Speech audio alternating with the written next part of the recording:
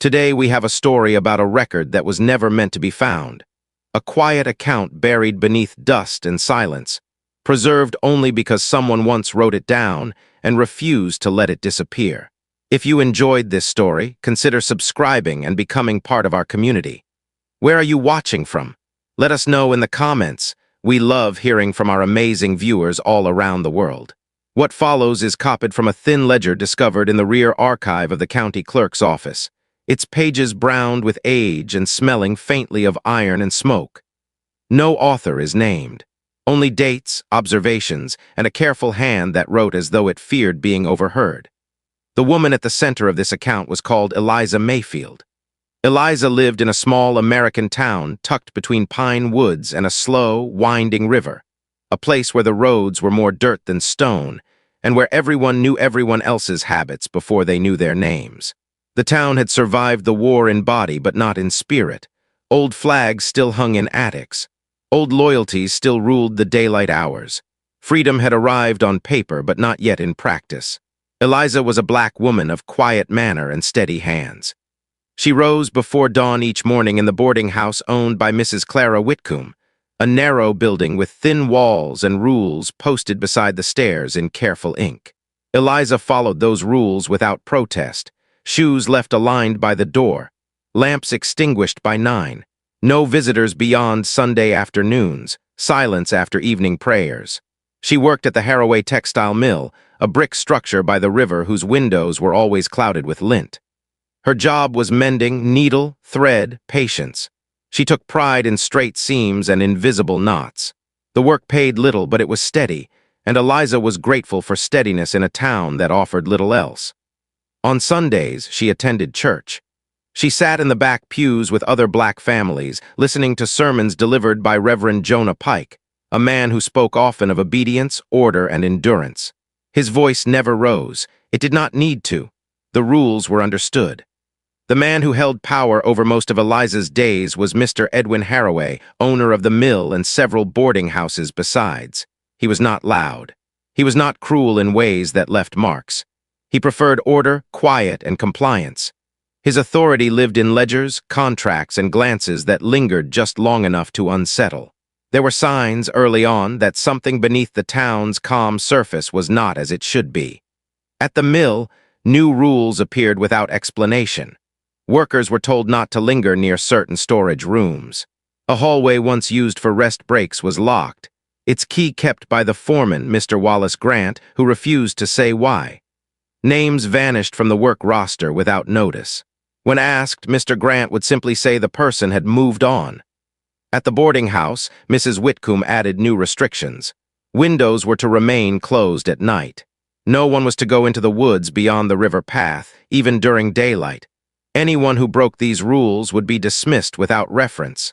Eliza noticed these things quietly. She did not question them aloud.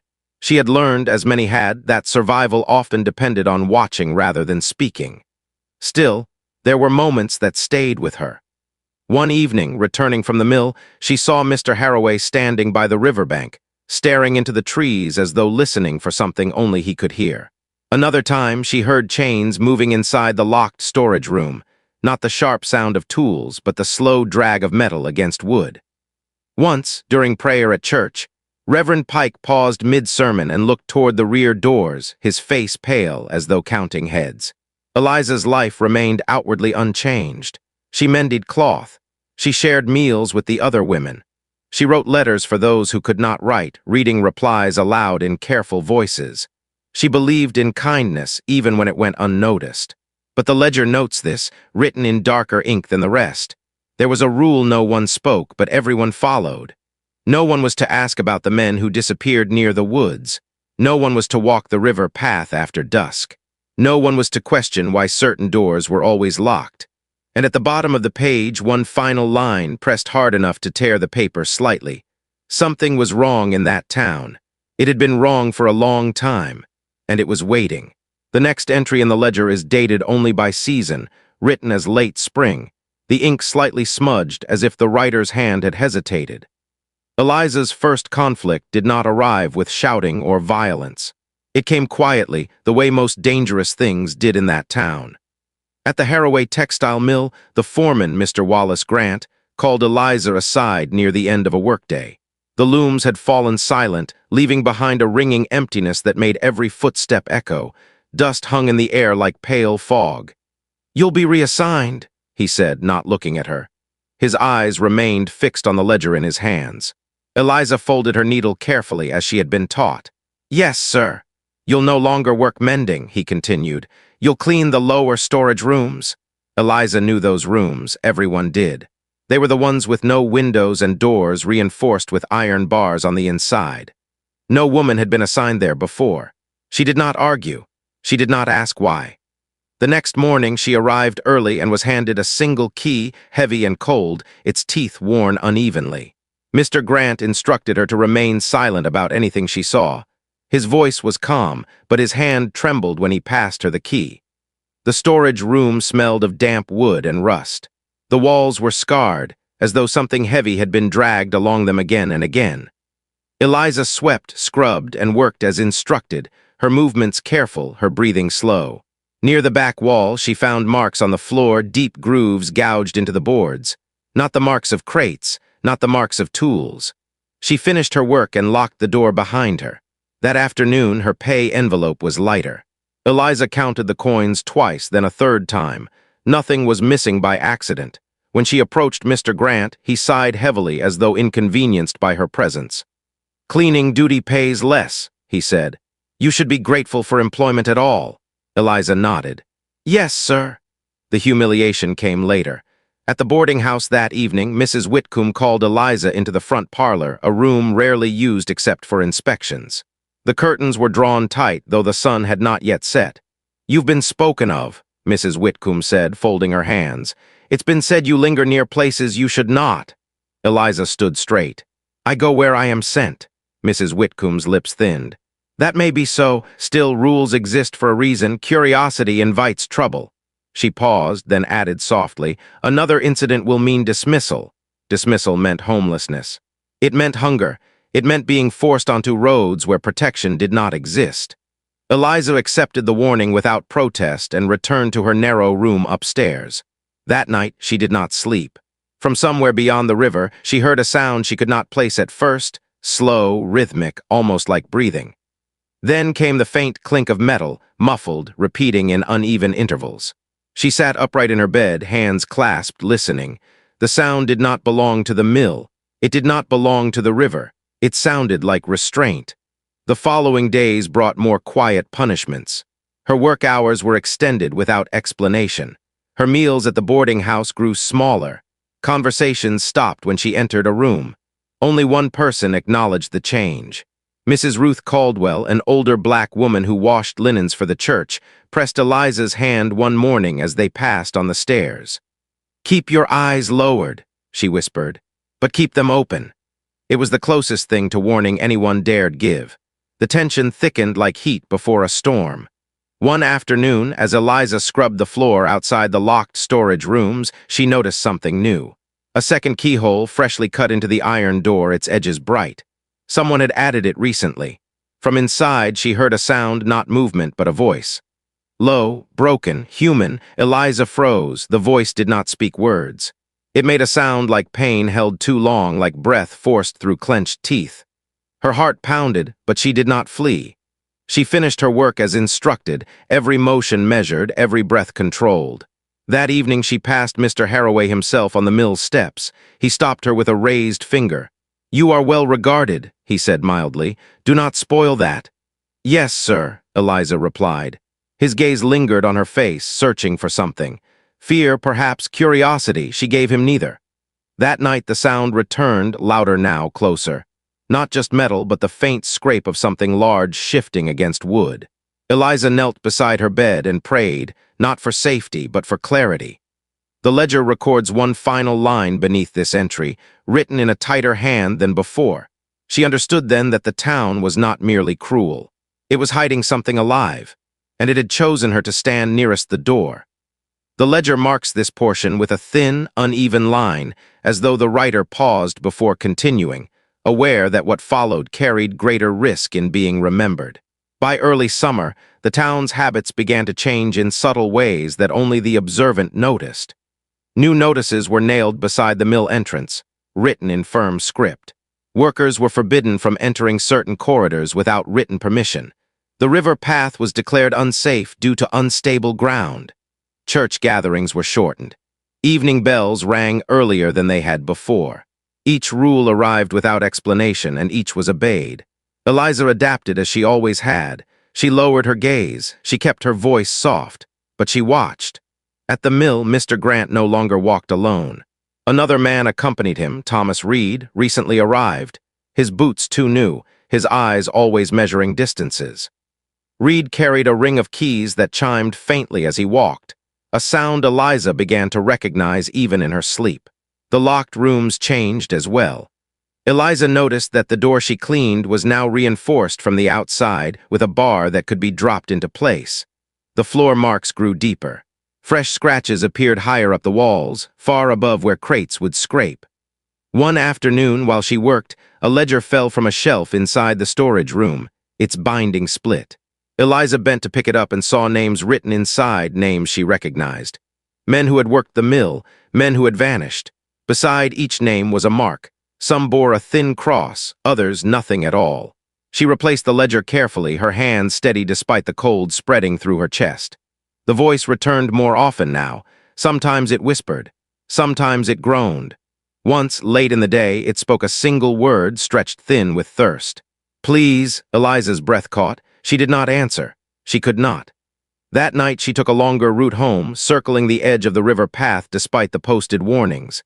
She moved quietly, counting her steps, stopping whenever branches cracked beneath her shoes. Near the bend where the water slowed, she found signs, trampled reeds, deep footprints pressed into mud, far larger than any man in town. Chains had been dragged here recently. She returned to the boarding house shaken but composed. Mrs. Whitcomb watched her from the parlor window, lips pursed. At supper, Eliza sat beside Mrs. Ruth Caldwell, who ate slowly, eyes forward. "They are tightening the rules," Eliza said softly. Mrs. Caldwell nodded once. "That means something is loosening elsewhere." On the following Sunday after church, Mrs. Caldwell lingered as others left. She folded hymn sheets with deliberate care. "You hear things?" she asked, not looking up. Eliza hesitated, then nodded. Mrs. Caldwell's jaw tightened. "So do others, but hearing is not the same as seeing, and seeing is not the same as surviving." She pressed something into Eliza's palm, a small scrap of paper, folded many times. Inside was a rough map of the mill grounds, drawn from memory. One corner was marked with a symbol Eliza did not recognize. "Old coal storage," Mrs. Caldwell whispered. "Sealed years ago. But nothing stays sealed forever." From that day forward, Eliza was watched. Mr. Reed lingered near her workstation. Mr. Grant questioned her about tasks she had completed properly. Mrs. Whitcomb inspected her room twice in 1 week. Isolation followed.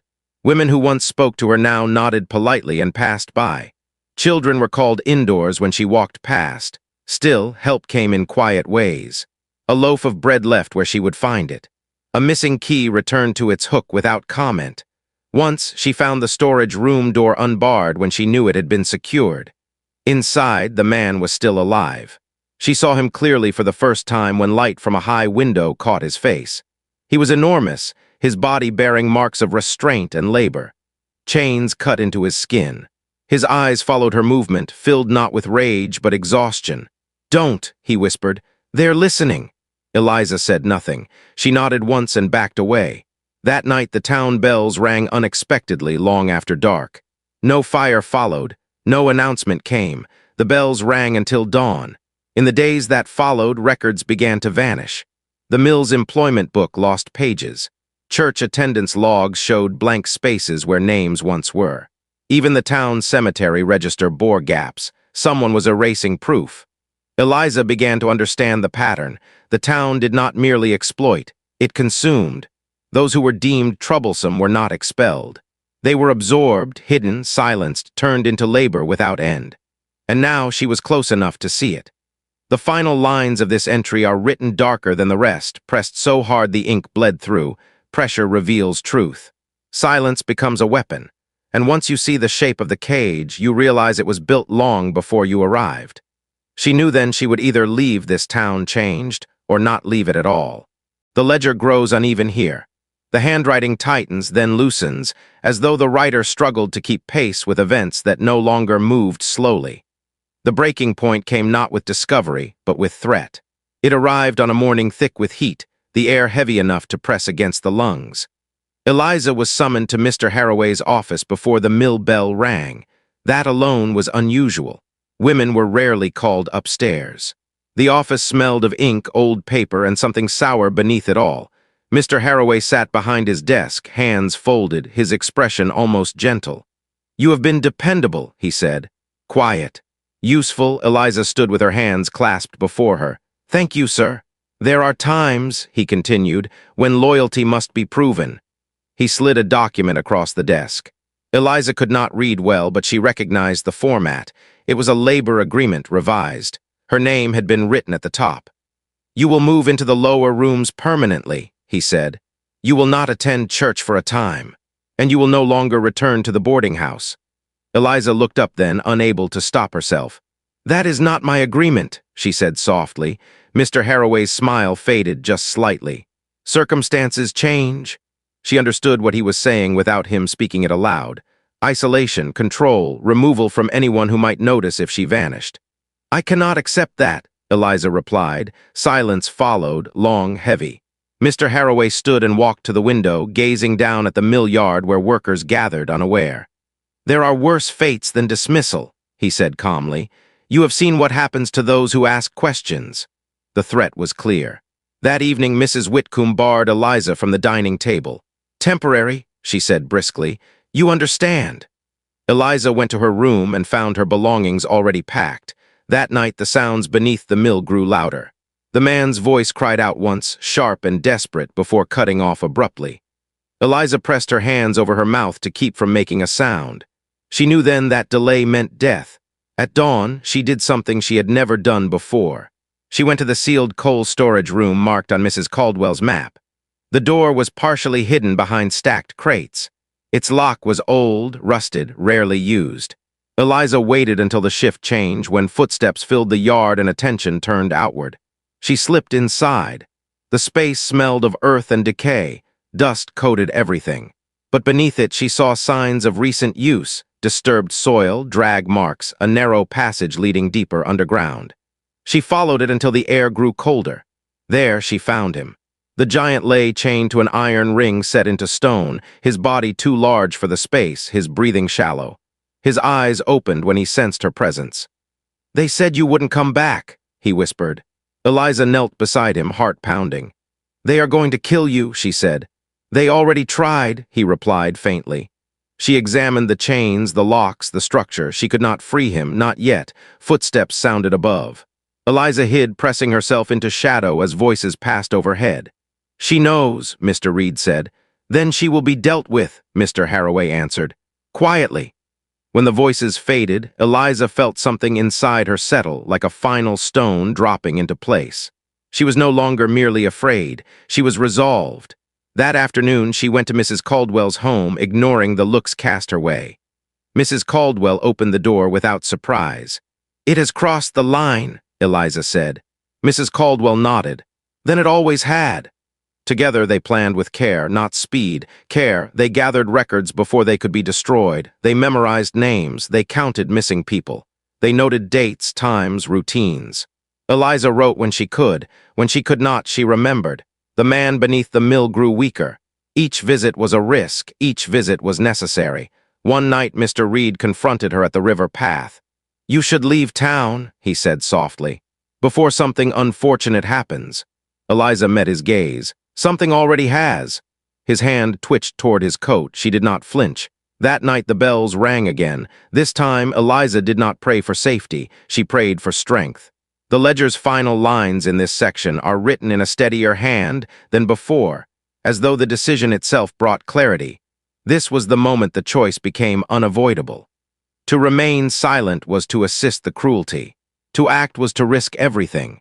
She chose to act not because she was fearless, but because fear had already taken all it could. The handwriting steadies here, the strokes deliberate, as if the writer understood that order itself was a kind of resistance. Eliza did not rush. She had learned long ago that haste was a luxury reserved for those protected by power. For people like her, survival depended on patience, on knowing when to move and when to wait. Her first act was learning the rules more deeply than those who enforced them. She studied the mill's routines until they lived in her bones. Shift changes, bell patterns, which guards lingered and which hurried home, which doors were locked out of habit rather than necessity. She noticed that Mr. Reed trusted his authority too much, that he assumed silence meant obedience. It did not. Mrs. Caldwell became her anchor. The older woman moved through town unnoticed, her age granting her invisibility. She listened in kitchens, at church doors, near wash lines where women spoke more freely. Names surfaced again and again. Men sent to the mill and never seen after dusk. Families told their loved ones had gone north. Contracts rewritten without consent. Wages docked for reasons never explained. And beneath it all, the giant. Eliza returned to the sealed storage room whenever the opportunity arose. She brought water in small measures, bread wrapped in cloth, spoken comfort when words could be spared. His name, she learned at last, was Samuel. He had been strong once, strong enough to frighten men who mistook strength for threat. He spoke rarely now, conserving breath, but when he did, his words were careful and precise. "They are afraid of me," he told her one evening. "Not for what I've done, for what I remind them of." Eliza understood. Samuel told her of others before him, of men who had vanished under cover of night, of whispers carried through labor camps. He remembered routes, faces, names. His memory was sharp, sharpened by suffering. He was evidence that could not be erased as easily as ink. Eliza began gathering proof. She copied ledgers when she could, pressing paper against paper, tracing impressions left behind. She memorized dates of disappearances. She noted changes in contracts. She observed which officials visited the mill and when. She found an old rule buried deep in town records, one rarely spoken of anymore, a provision requiring inspection of industrial labor facilities under federal authority if credible testimony was presented by multiple witnesses. The rule had not been repealed, it had simply been ignored, hope stirred, fragile but real. Mr. Haraway sensed the shift. He began appearing unexpectedly, watching from a distance. Mr. Reed followed Eliza more openly now. Mrs. Whitcomb refused her entry to common rooms. "You are making trouble," Mrs. Whitcomb said quietly. "Trouble does not survive here." Eliza met her gaze. "Neither does silence." One night someone searched Eliza's room. Papers were disturbed. A candle had been burned low, though Eliza had not lit it. She did not confront anyone. Instead, she hid her notes elsewhere beneath floorboards, inside hymn books sewn into the lining of her coat. Mrs. Caldwell brought word of an ally, a traveling clerk named Henry Whitlow, attached loosely to the county but answering beyond it. He was not kind by reputation, but he was exacting. He believed in procedure, if not justice. "Eliza," Mrs. Caldwell said, "if you speak to him, you must be ready to lose everything." Eliza nodded. "I already have." Before she could reach Whitlow, the threat escalated. Samuel's chains were tightened, his food reduced. His voice grew weaker. "They are preparing," he said. "When men stop pretending, the end comes fast." That night, Eliza stood outside the mill after dark, watching the river reflect moonlight like broken glass. She felt fear, yes, but beneath it ran something stronger. Purpose. She would not save Samuel with force. She would save him with exposure. The next morning, she approached Henry Whitlow as he inspected tax records in the town office. "I have testimony," she said, "and witnesses." Whitlow looked at her long and hard. "You understand what you are claiming?" "I do." "And you understand the cost?" "I do," he exhaled slowly. "Then you will need to be precise." That evening, the bells rang once, a single low toll. The ledger ends this section with a sentence written more carefully than any before. This was the beginning of the counterweight. Not violence, but truth arranged so carefully it could not be dismissed. Hope stood beside dread, and neither could move without the other. The ledger grows firmer here, the language less hesitant, as though the act of naming what was happening had stripped it of some of its power. Eliza met Henry Whitlow at dawn before the town had fully woken. He chose the hour deliberately, fewer eyes, fewer interruptions. He brought no kindness with him, only paper, ink, and an expectation of order. "Begin," he said. Eliza spoke slowly. She did not dramatize, she did not plead. She recited names, dates, locations. She described the locked rooms, the altered contracts, the missing men. She spoke of Samuel. Whitlow did not interrupt. His pen scratched steadily. When she finished, he closed the ledger. "If this is false," he said, "you will be imprisoned." "If it is true," Eliza replied, "they will deny it." Whitlow gave a thin smile. "That is why denial requires evidence." He requested witnesses. Mrs. Caldwell came forward first, then 2 mill workers, then a woman whose husband had vanished after a late shift and never returned. Each testimony aligned. Each account echoed the same pattern. By midday, word spread. Mr. Haraway summoned Whitlow to his office, outrage carefully measured. "These accusations are slander," Haraway said. "This town has order." Whitlow opened his ledger. "Order leaves records." Inspection began that afternoon. Mr. Reed attempted obstruction. Locks were found newly replaced. Rooms scrubbed clean, but not clean enough. Behind a false wall in the lower storage room, Whitlow found chains still warm from use. Beneath loose boards, he found the altered ledger Eliza had memorized. The coal storage passage was discovered by accident when a worker stumbled over disturbed earth. They found Samuel just before dusk. He was alive. The sight of him broke something open in the crowd that gathered despite efforts to keep them back. The scale of his suffering could not be explained away. Chains still bound him. His body bore witness.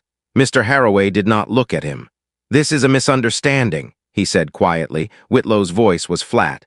"This is federal jurisdiction now." The town changed in an hour. Doors closed. Bells fell silent. People who had never spoken before stood together, uncertain. Mr. Reed tried to flee. He was stopped at the river path. Reverend Pike refused to speak. Mrs. Whitcomb locked herself inside the boarding house. Samuel was carried out on a stretcher made from doors and coats. Eliza walked beside him, her hands steady. "Did I wait too long?" she asked softly. Samuel shook his head. "You waited right." That night, arrests were made, records were seized, the mill was shuttered. The ledger notes that fear did not vanish. It shifted, the town had been exposed, and exposure is a kind of violence to those who live by concealment. The final line of this section reads, "Power does not fall all at once, it fractures, and in the fractures truth takes root." The final hearing took place in the largest space the town possessed that was not a church. The upper floor of the county hall, a room built for celebrations and speeches, not for reckoning. Its tall windows were opened wide despite the heat, as though fresh air alone might cleanse what was about to be spoken aloud. The ledger records that the room was full before the bell rang. Men in worn coats stood beside women who clutched folded papers in trembling hands. Workers from the mill pressed against the walls. Town officials occupied the front benches, stiff and pale. No hymns were sung that day. Eliza entered quietly and took a seat near the aisle. She wore the same plain dress she had worn to work for years, mended so often the seams had become part of its design. She carried no papers in her hands. She carried memory. Samuel was brought in last. The room shifted when he appeared. Even weakened, he filled the doorway, his height and breadth impossible to ignore. The chains had been removed, but the marks remained, dark and unmistakable against his skin. 2 men supported him, though he stood as straight as he could. Mr. Haraway sat near the front, his face composed, his hands folded as if in prayer. Mr. Reed was not present. Henry Whitlow opened the proceedings without ceremony. "This hearing concerns unlawful detention, forced labor, and concealment of persons under federal statute," he said. "Testimony will be given." Witness after witness spoke. Mrs. Caldwell described missing men and silenced women. Mill workers spoke of locked doors and forbidden corridors. Families spoke names that had not been spoken aloud in years. The room grew heavy with each account. Then Eliza was called. She rose and stepped forward. Her voice was calm. She described her work, the rules, the locked rooms, the voice she heard in the dark. The ledger she found, the man beneath the mill. She did not accuse. She narrated. When she finished, Whitlow turned to Mr. Haraway. "You may respond." Mr. Haraway stood slowly. He spoke of property, of misunderstanding, of order. He spoke of contracts and consent. Then Samuel was called. The room fell silent as he spoke. He spoke of chains, of darkness, of days without light, of hearing bells ring above him while he waited to die.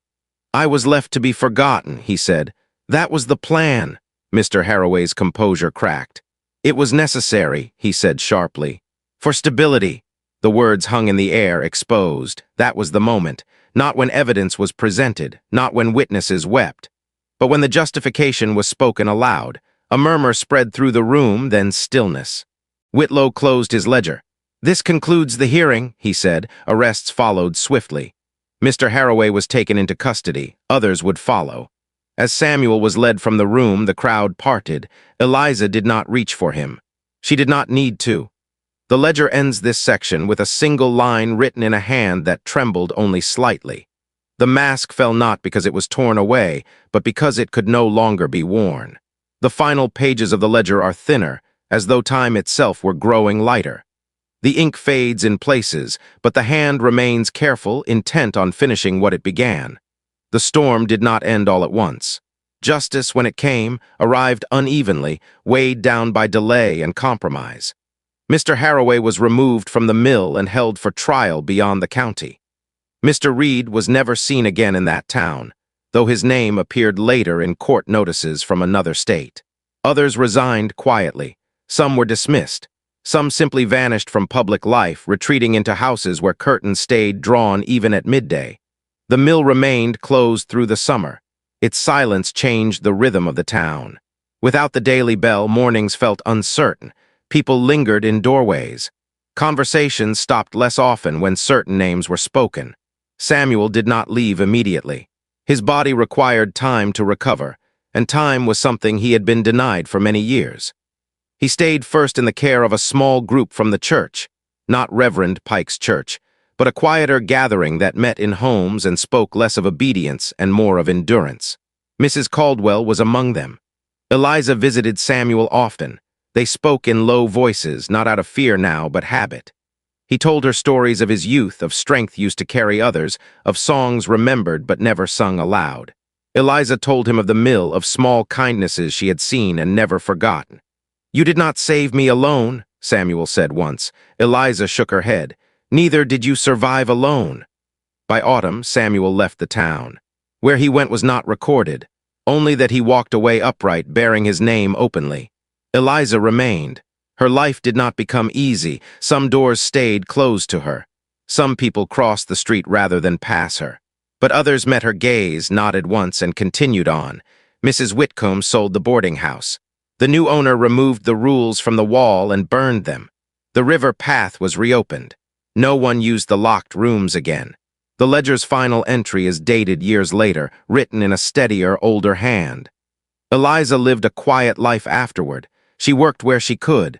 She taught children letters when no one was watching. She attended church when she chose. She never married. When asked why she stayed in a town that had tried to erase her, she answered simply, "Because I am still here." The ledger ends with a closing note, written smaller than the rest, as though meant only for those who would look closely enough to find it. Some histories survive because they are loud. Others survive because someone refused to let them be buried. This account remains not as a warning, but as a record that quiet courage once stood against a system built on silence and did not move.